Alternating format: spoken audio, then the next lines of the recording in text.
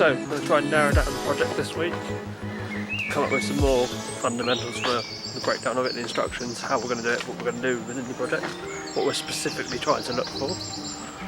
I'm definitely going to head down the beach a few more times, definitely look at Broadstairs, going down with Zoe as I mentioned in vlog 1, going to turn up in Ramsgate, walk from Ramsgate to Broadstairs, and then from Broadstairs to Margate. Might go further afield if we've got time, but that's all time permitting. Weather permitting as well. If it rains, it's going to be a bit of a damp holiday, but we'll make something out of it. Yeah, just come down with a bit more of an idea of what we're going for over the whole thing. Catch you there.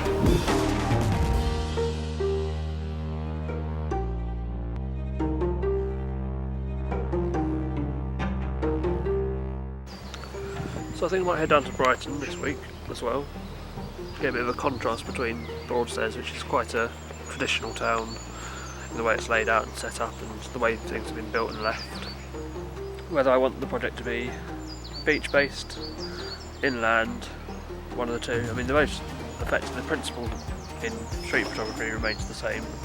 How you record it pretty much remains the same, other than ones in either parks and places like this, or they're in cities and towns, where the beach, you're obviously surrounded by water, not concrete.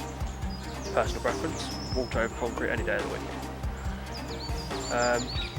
Yeah, that's an interesting way, contrast between the two. If I can get photos that dictate to each other, not dictate, that's the wrong word, but communicate to each other quite well. The contrast between city life and coastal communities. Don't know how interesting that would be, but there's only one way to find out, and that's to do it. This week, I'm going to go into London a few times, do some street photography there, look for more inspiration to build towards the project as a whole. Shot a few rolls of film already, so just got to work through that a bit more. To the Seas Photographer exhibition, which was set up and helped by people like Martin Parr and my old lecturer Karen Shepherdson. That was very rookie. I'm using a lapel mic, and that was the wire for it. Looks a bit unprofessional, but again, just notes to work with.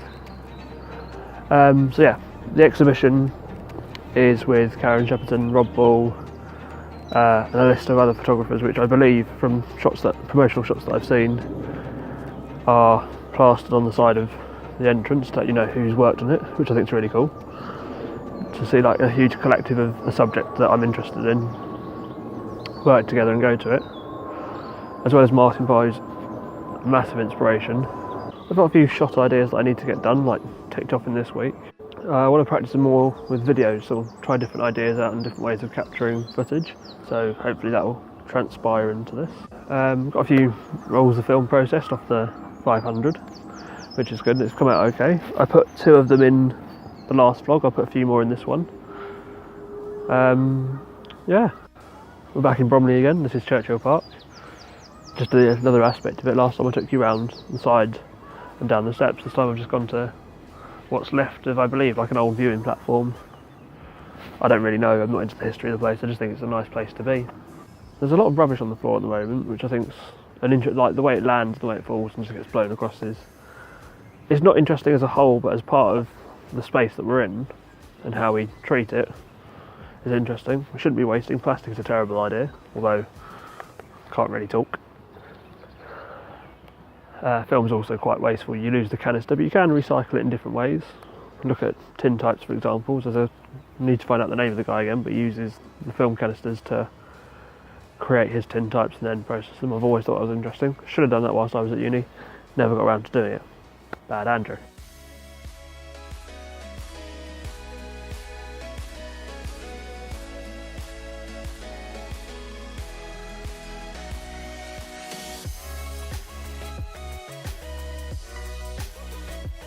What I like about shooting in London is that you can walk the same route 100 times and you can still pick up different things.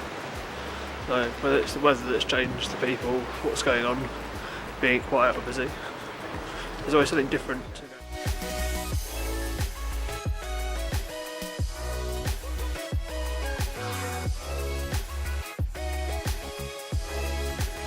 I fully recommend getting lost on purpose in London.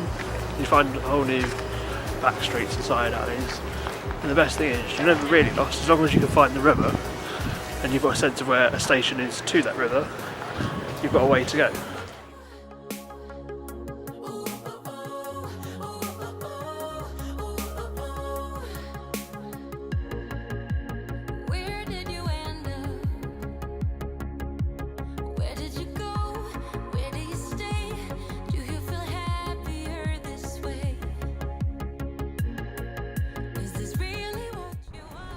So like I said earlier, always odd things to run into in London. Didn't know that race thing was on today. It was fun, took a few snaps whilst I walked along the route. That's what I mean, it just took me down roads and things that I don't really go down, don't really know about. It's fun, it was nice.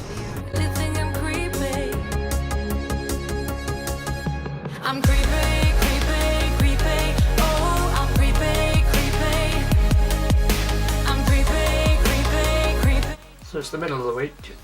I'm all packed to go to Broadstairs as I've been saying I'm going to do. I'm going to split the vlog in half. Well, call this an episode as there was a lot more in London than I thought there was going to be.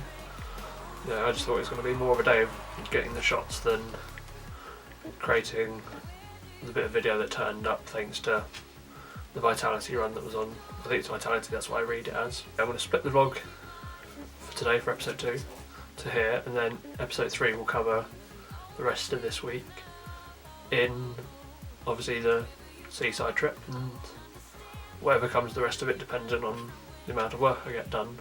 In episode 3 I'll also be looking at some books that inspire me, as I think information and looking at pictures really informs the work that you do, whether that's going to a gallery, looking at a book, or just flicking through things like Instagram and YouTube. Direct your type of thinking and informing of ideas that have come past, been done, and what you want to direct down is just a form of visual research. I use Instagram a lot, I think it's a good visual idea, sort of, it's like a mood board but already laid out based on what the algorithm thinks you're interested in. Things you like, follow, whoever. You can create a board in front of you for you to go down the lines of. When it comes to books, I'm not the biggest reader in the world, so I can't give you a rundown of exactly what's in a book page for page, but from the books that I've read and the ones that I'm interested in, and from artists that I follow, not just follow as in like Instagram follow, as I was part of talking about just a second ago, but follow as in when I see their work, or when I want to think of something that they're the ones I go to. That's a summary of this week, so still trying to keep the vlogs consistent to one a week, at least one a week. I know it's people, out of the 3 fields I mentioned last week, the main field I want to focus on is the people aspect of it, so the people's engagement with places. How I need to show that and how I'm going to show that needs to be discussed a bit more. The medium I still think is pretty much solidly on film. The type of film I've been sticking to Colour Plus. I shot a bit more of Ilford XP2 just to see how the images will look in black and white and work from there. Took a couple of digital shots as you've seen from previous parts of this video. So that could be something I introduced to the project, but mainly sticking to it being film. I think I'd like to make it into a little book at the end, to accompany all this research work and that, make it into a small printout, a couple of pages. Depending on how many shots you get to keep of it will determine how many pages the book is. Let the work grow and then fit around the outspread, as it were, or the outspread. The outtake, the objective grow based on the successes, not just a predetermined amount.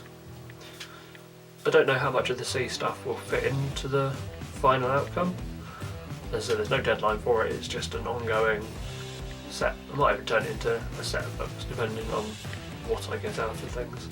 Might talk a bit about the kit I've been using as well next week, go through how I've set things up, and I'm an advocate for makeshift situations more than having, if you don't have the ideal piece of equipment, what can you use to make your overall, when I say product, this isn't a product because it's not a giveaway, it's not something that's for anyone else. I'm only doing this really because I want to do it.